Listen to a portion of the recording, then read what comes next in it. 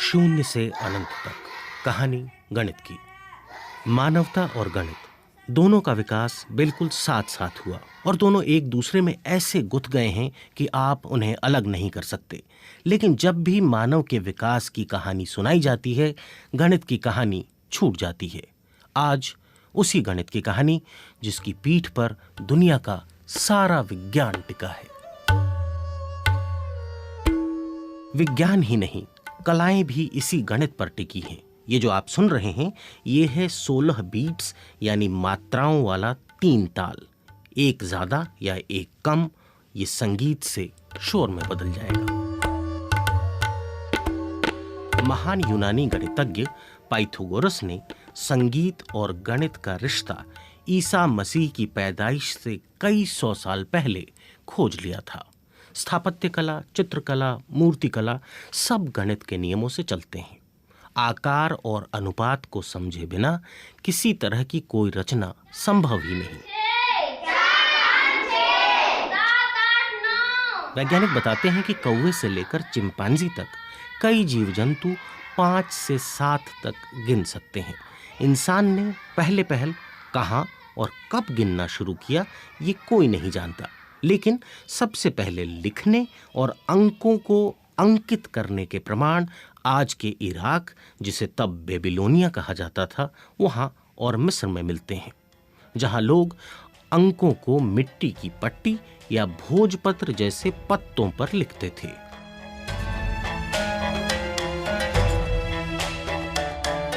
इस धरती पर इंसान की बनाई हुई सबसे पुरानी चीजों में से एक है मिस्र के पिरामिड। अब से तकरीबन 5000 साल पहले बने पिरामिड इस बात का अंदाजा देते हैं कि ज्यामिति या जियोमेट्री का विकास भी काफी पहले शुरू हो गया था। जाने माने गणितज्ञ मार्कस दू सौते समझाते हैं कि ज्यामिति के ज्ञान के बिना पिरामिड जैसे स्ट्रक्चर नहीं बन सकते थे। For me, the most impressive thing about the pyramids is the mathematical brilliance that went into making them. मेरी नजर में पिरामिड की सबसे खास बात उसे बनाए जाने में गणित का अद्भुत इस्तेमाल है। ये प्राचीन यूनानी गणितज्ञ पाइथागोरस के फॉर्मूले का व्यवहारिक रूप है। प्राचीन मिस्र में एक परफेक्ट समकोण या राइट एंगल बनाने के लिए बराबर दूरी पर गांठ लगी रस्सी का इस्तेमाल नापने के लिए किया जाता था। इसका फॉर्मूला था, पहली भुजा 3 गांठ लंबी, दूसरी 4 गांठ लंबी और तीसरी 5 गांठ लंबी। 5000 साल पहले पत्थर, रस्सी, लोगों की मेहनत और गणित के जादू से बने चमत्कारी पिरामिड। मिस्र से करीब 7000 किलोमीटर दूर चीन। गणित की कहानी का अगला पड़ाव, ग्रेट वॉल ऑफ चाइना। हजारों किलोमीटर लंबी दीवार जो सदियों तक बनती रही। चीन की दीवार का पहला पत्थर अब से कोई 2500 साल पहले रखा गया होगा। ऊंची नीची जमीन पर सुरक्षा के लिहाज से मजबूत दीवार बनाना आज के इंजीनियरों के लिए भी चुनौती है। चीनियों के इस कमाल के पीछे भी गणित ही है। गणितज्ञ मार्कस दू saute. The ancient Chinese realized they had to make calculations about distances, angles of elevation, and amounts of material. दीवार बनाने के लिए उतार चढ़ाव का एंगल, दूरी और उसमें लगने वाले सामान की मात्रा, इन सब का हिसाब लगाया जाना जरूरी था। इंसान शुरुआत से गिनती के लिए अपनी उंगलियों का इस्तेमाल करता रहा है। चीनियों का गणित बांस के टुकड़ों के सहारे चलता था। मिस्री, यूनानी या बेबीलोन वालों के मुकाबले एक होशियारी चीनियों ने की, वो था कॉलम बनाना। इकाई, दहाई, सैकड़ा, हजार, 10,000, लाख, इस तरह बहुत बड़ी संख्याएं आसानी से जोड़ी घटाई जाने लगीं। इसे डेसिमल प्लेस वैल्यू सिस्टम कहते हैं। आज भी हम इसका इस्तेमाल कर रहे हैं। चीन की दीवार और मिस्र के पिरामिड तो बन गए, मगर गणित अब भी अधूरा था। चीनी जोड़ने घटाने के लिए प्लेस वैल्यू सिस्टम का इस्तेमाल तो कर रहे थे, लेकिन जब बड़े अंक लिखने होते थे तो उसके लिए उन्हें चित्रों का सहारा लेना पड़ता था।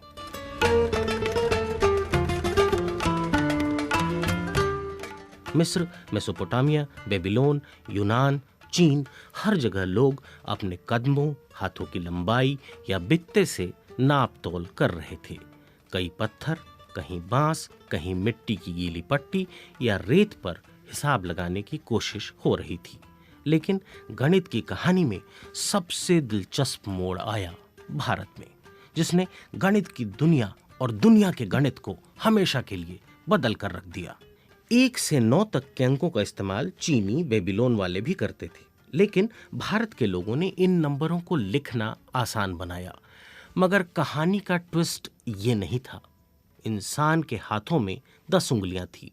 वह 10 और दहाई को भी समझता था, सैकड़े को भी, लेकिन उसे लिखा पहली बार भारत ने, उसे एक अंक के तौर पर भारत ने देखा। मार्कस दुसौते बताते हैं, The Indians transformed zero from a mere placeholder. Bharat ने शून्य को पूरा नया रूप दे दिया।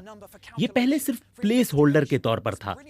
मिस्र और बेबीलोन वाले शून्य की जगह खाली छोड़ देते थे, लेकिन भारत ने उसे 10वें अंक का दर्जा दिया, 0 से लेकर 9 तक, यानी 10 अंक। इसके बाद तो दुनिया ही बदल गई। बड़े से बड़े अंक को लिखना, उन्हें जोड़ना घटाना अचानक बहुत आसान हो गया और गणित के पहिए को मानो इंजन मिल गया।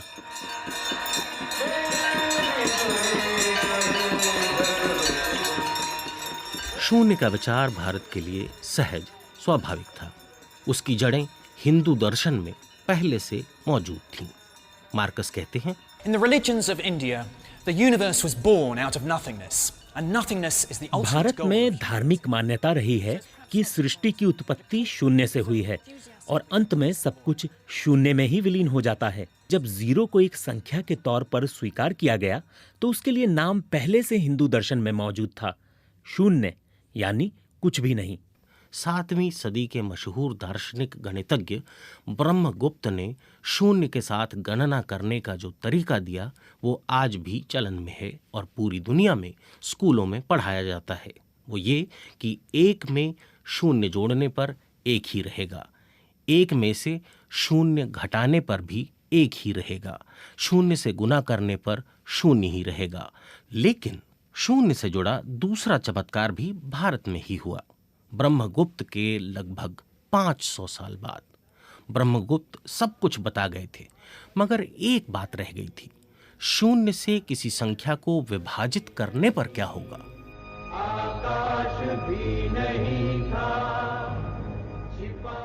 इस सवाल का उत्तर दिया 12वीं सदी के एक गणितज्ञ भास्कर ने। उन्होंने बताया कि 0 से भाग देने पर परिणाम होगा अनंत। ये अनंत भी हिंदू दर्शन की ही कल्पना थी, जिसमें ईश्वर का स्वरूप अनंत बताया गया है। अनंत के आइडिया को कुछ इस तरह समझ सकते हैं। Brahmagupta's rules about calculating with zero are taught in schools all over the world to this day. अगर आप एक फल को एक बार काटेंगे तो वो 2 हो जाएगा। इस तरह 2 से 4, 8, 16 और 32, इस तरह ये क्रम बढ़ता जाएगा और आखिर में जब फल का आकार 0 हो जाएगा, उसके बाद उसे और टुकड़ों में काटेंगे तो अनंत टुकड़े होंगे जिन्हें गिनना संभव नहीं होगा। 0 और अनंत के बाद एक और कमाल भारत में ही होना था। दरअसल भारत दुनिया का पहला देश था जिसके दार्शनिकों ने इस बात को समझा कि अंक सिर्फ गिनने, जोड़ने या घटाने के लिए नहीं हैं, बल्कि वे अदृश्य और अमूर्त इकाइयां हैं जो मानवीय कल्पना की गुलाम नहीं हैं बल्कि स्वतंत्र हैं, उनका अपना अस्तित्व है। यही वजह थी कि भारत ने दुनिया को नेगेटिव नंबर का आइडिया दिया। मार्कस दुसौते कहते हैं कि भारत के गणितज्ञ नेगेटिव नंबर के सिद्धांत से परिचित थे। इस मामले में वे यूरोप से बहुत आगे थे। इसे वे ऋण कहते थे, यानी कर्ज। इसी से शब्द बना ऋणात्मक अंक। जैसे 3 में से 4 घटाने पर क्या होगा, वो 0 नहीं होगा, वो -1 होगा। ये विचार भी भारत का था। Now, a plus b the whole squared, right? Okay. So if I have a line, all right, yes, and I have an arbitrary point over here. समीकरणों यानी इक्वेशन का इस्तेमाल यूनानी, मिस्री, बेबीलोन वाले और चीनी भी कर रहे थे और अपने अपने तरीके से कर रहे थे। अंक गणित, ज्यामिति और समीकरण, ये सब आपको अब जटिल लग रहे होंगे। ठहरिए, एक और ज़रूरी चीज़ जो इन सब से जटिल है उसका नाम है त्रिकोणमिति यानी ट्रिग्नोमेट्री। सुनिए मार्कस क्या कहते हैं उसके The बारे में। Indian astronomers could use trigonometry to work out the relative महीने में distance 2 between the bar Earth जब चांद आधा होता है तो वो सूरज के ठीक सामने यानी सीधी रेखा में होता है। उस दिन धरती, सूरज और चांद के बीच एक परफेक्ट राइट एंगल यानी समकोण बनता है। वे नाप सकते थे कि धरती और सूरज के बीच बनने वाला कोण 1 डिग्री का 7वां हिस्सा है। त्रिकोणमिति के साइन फंक्शन से पता चलता है कि 1 डिग्री के 7वें हिस्से का मतलब है 1 का अनुपात 400। इसका मतलब यह है कि धरती से सूरज की दूरी चांद के मुकाबले 400 गुना अधिक है। यानी भारतीय गणितज्ञ धरती पर बैठे बैठे अंतरिक्ष नाप रहे थे।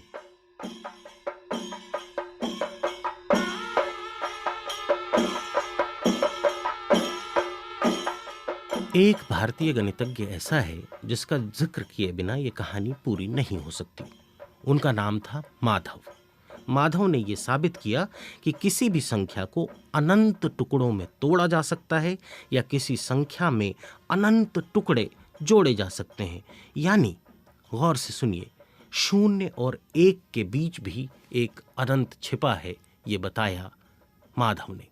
गणित जिनका विषय नहीं है और इन जटिल विचारों से ऊब रहे हैं, उनके लिए एक जरूरी जानकारी। गणित के सबसे जटिल सवाल पाई का मान क्या है, इसका भी जवाब दिया भारत ने। Marcus. The mathematician Arabayata gave a very accurate approximation. 6ठी सदी के भारतीय वैज्ञानिक आर्यभट्ट ने बताया कि पाई का मान 3.1416 है। इसके आधार पर उन्होंने धरती की परिधि को नाप दिया। उन्होंने बताया कि धरती का घेरा 24,835 मील है, जो लगभग सही है, लेकिन पूरी तरह सही नहीं है। इसका पूरी तरह सही उत्तर दिया 15वीं सदी में माधव ने। माधव ने इसके लिए अनंत का सहारा लिया। पाई के बिना इंजीनियरों का काम नहीं चल सकता। पाई दरअसल किसी भी वृत्त के व्यास और परिधि का अनुपात है। जहां कहीं मोड़ या घुमाव आता है, उसे समझने के लिए पाई की जरूरत पड़ती है। अब देखिए, बीज गणित की तो बात ही नहीं हुई इतनी देर में, जो अरबों की देन है, अल जबरा। क्या करें, समय ही नहीं मिला। समय भी गणित है। ये बेबीलोन के लोग थे जिन्होंने 1 घंटे को 60 मिनट में, 1 मिनट को 60 सेकंड में बांटा। समय की कहानी फिर कभी समय मिलने पर।